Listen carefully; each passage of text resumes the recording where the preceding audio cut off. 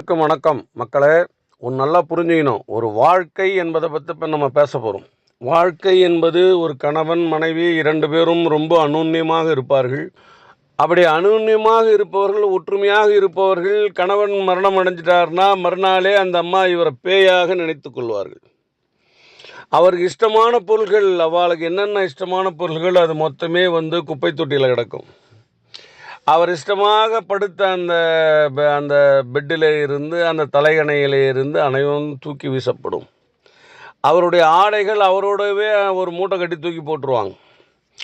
அவள் அந்த ஆன்மா வெளியில் திருப்பி போயிட்டு 16 நாட்கள் இங்கே இருக்கும், 15 நாட்கள் இங்கே இருக்கும். அப்போ திருப்பி அழுதாலும் இவங்க பேயின்னு நினச்சிடுவாங்க. அதுதான் வாழ்க்கை.